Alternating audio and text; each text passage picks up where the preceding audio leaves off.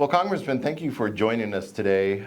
Just some really great news. Our members got together with them. We talked with them. And they said, we want Mike Flood to be represent us in the 1st District. And so we're happy to let you know that we're fully behind you on endorsement for your run this time around. And our members are just thrilled with what you're doing. You're clearly digging in and really think you're making a difference out there in Washington. Well, thank you, Mark. I got the call from you like a couple weeks ago, and it made my day. I have been lucky and fortunate to have the Farm Bureau endorsement since I started in 2004. And I remember when I was doing this in Congress, it was way bigger than Madison County. That was my district. And you really are a grassroots organization. So, you're going county to county to county. And I encountered so many producers that had all of this leadership training. I was in Polk County, and these 2 ladies were there and like, oh yeah, we've been to Washington 6 times. I'd only been to Washington twice in my life at that point. So you've got a great organization here. I know it's grassroots and I appreciate it.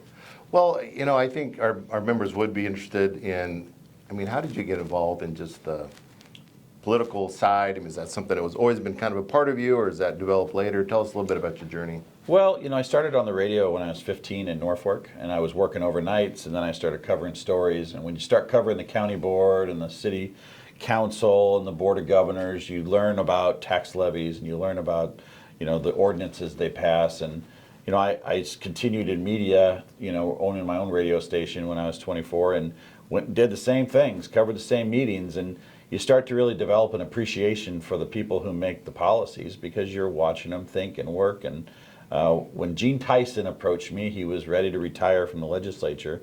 He said, I think you'd enjoy this. And I thought about it, and I thought, yeah, I'll do that. And the legislature was like the greatest thing I could have ever done. I love that job. I love that place. And I got so much out of it. And I tell people, I got like a MBA in state government. I know how state government works, and I really enjoyed that.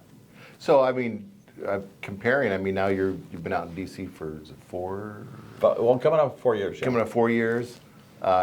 How does being out there legislating versus? I tell people all the time, I think you got to have 5 years to be at your full stride.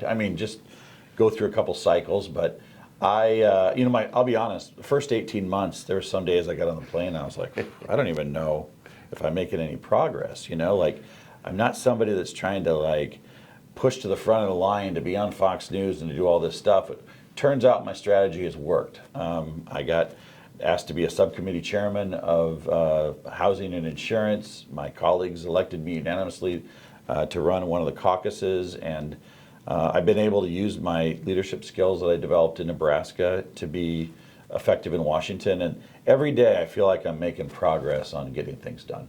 Well, that's one thing. As I've kind of watched you progress in the different committees you're on, it seems like you really are leaning in. Oh yeah, significantly. Yeah. I just told someone the other day, I was like, Congressman Flood is not out there to twiddle his thumbs. You're out there to get something done, and you're clearly working hard at it. Well, and I don't think I'm sharing state secrets, but it would not be worth it to put up with all the junk that you have to put up with in public life these days if you weren't out there trying to move up. And you got to read the material. It's just like school.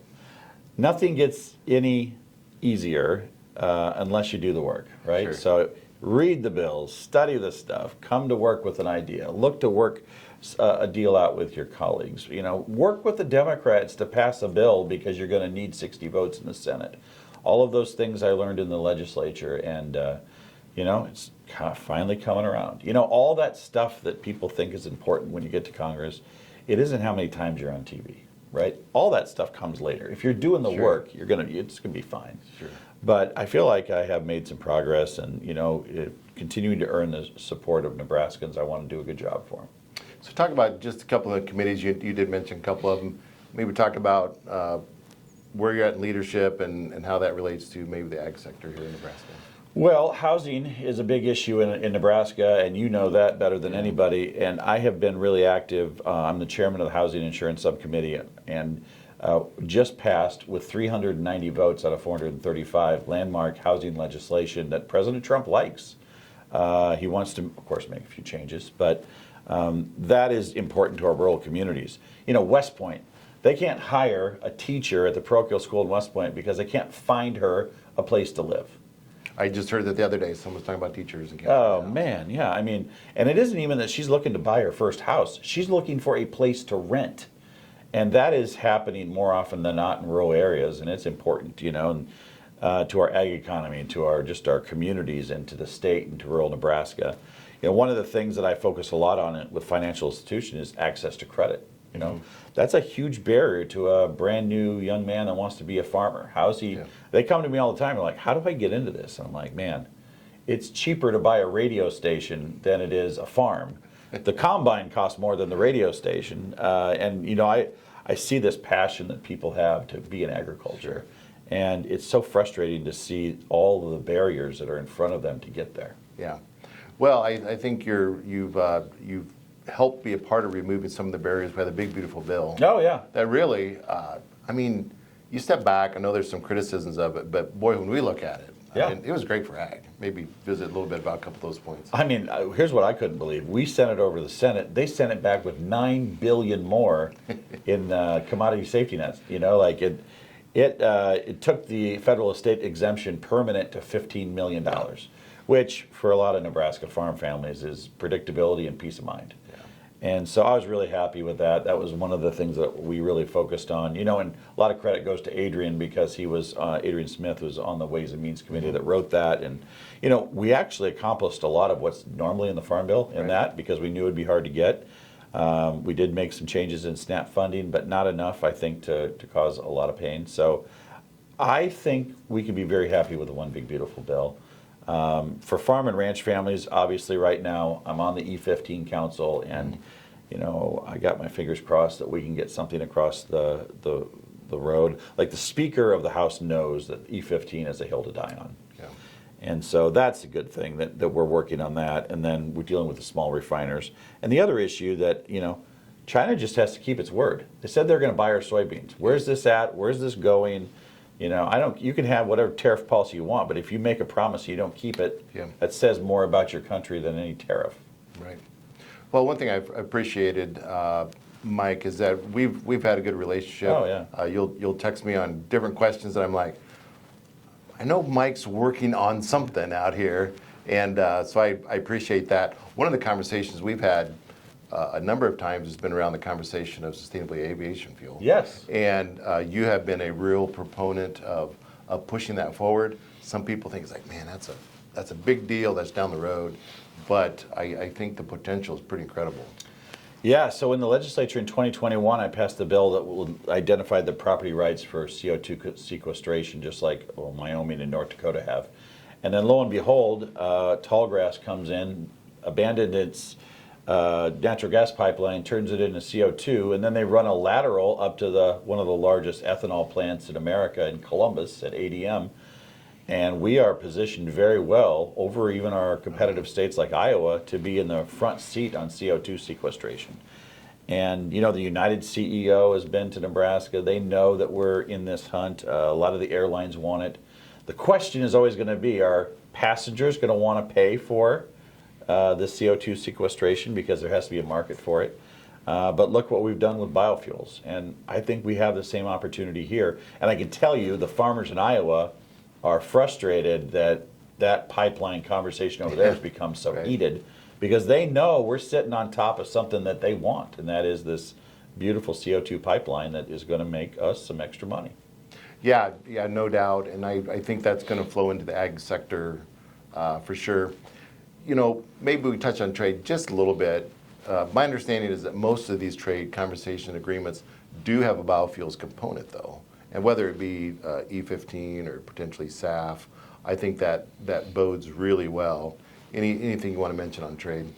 Well, Adrian Smith, again, is the subcommittee chair in trade. So every Wednesday at the Nebraska Breakfast, we get kind of a briefing on what the committee's thinking there. With the Supreme Court decision that was handed down, we are in a much different posture. We need to respect the rule of law, but now we have an obligation, I think. And, quite frankly, the court underscored our important role in tariffs. We can't take steps backward from what Trump was pushing. COVID taught us that our supply chains were not good for America. We need to onshore manufacturing. We need to be exporting more than we're importing. So I think there's a bright future for us. We'll see what happens. But, I respect the Supreme Court's decision. I kind of saw, Yeah. we all saw it coming. Sure. And so here we are. Well, I'm curious. We've talked about a lot of things, and I think it should be clear to our members why we're endorsing you for this next round. The ag sector, though, is in kind of a tough spot right now, especially the row crop producers. We've talked a little bit about young producers, and I'm just curious, if a young producer came up to you, maybe they've been in it for a couple of years, and it's pretty tough right now, and they said, Mike, what do I do? Do I hang in there and keep pushing forward, or do I need to just go find a job someplace else, maybe move to a different state and find a different occupation? What advice would you give to that producer? I would say, when I started the legislature, I was in Tilden in the summer of 2005, and the town was down. They had 13 kindergartners. And, over the course of the next 7-8 years in the legislature, I did my final parade in 2012. And that's after we kind of had a little golden age of agriculture hit. Ethanol was taken off. There was some optimism. Prices were good.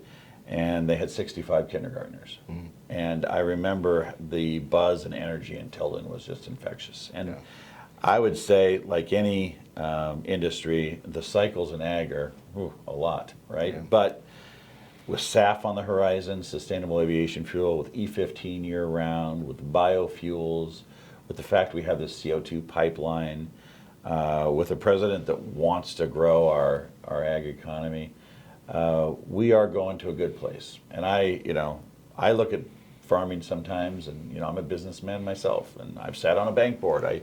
I've seen it. Farmers are in it, in my opinion. Yes, they have to make money, but their love of the land is kind of inspiring. I mean, it's bigger than the balance sheet. Sure. It's a way of life for their children, and it's this magic that happens on the farm where you're suddenly socially mobile. Everybody expects you to do good things. I would just say, hang in there. Just know that in Washington, we work every day to try to find ways to make it easier and better. I know they do that in the state capitol, and I know Farm Bureau is working on it every day. And gosh, when you look at the producers that are members of your organization, some of the most successful people in our state have made a good living and raised their family in agriculture, and things will get better. Yeah. Well, thank you again thank you. For being out there, being in our corner, for fighting for us. And that's just comforting when we're out here, I always know if I catch you in the car on the way from Central City to Lincoln, I get something in your mind, you can plug it into AI. That's right. We've had those conversations. Well, any parting thoughts? Thanks for the support. I am in Nebraska all the time. People say, "Oh, did you move to Washington?" My kid goes to high school in Norfolk. My wife loves living in Nebraska. We are Nebraska people. If you've got an event you would like us to come to, or if there's a question you have, we can sit down in person. Or if you really want a good time, I hold these town halls. They're really relaxing. I've heard that. Come to one of them. You'll enjoy it. All right. Well, thank you so much. And thanks for the endorsements. Appreciate it. You bet.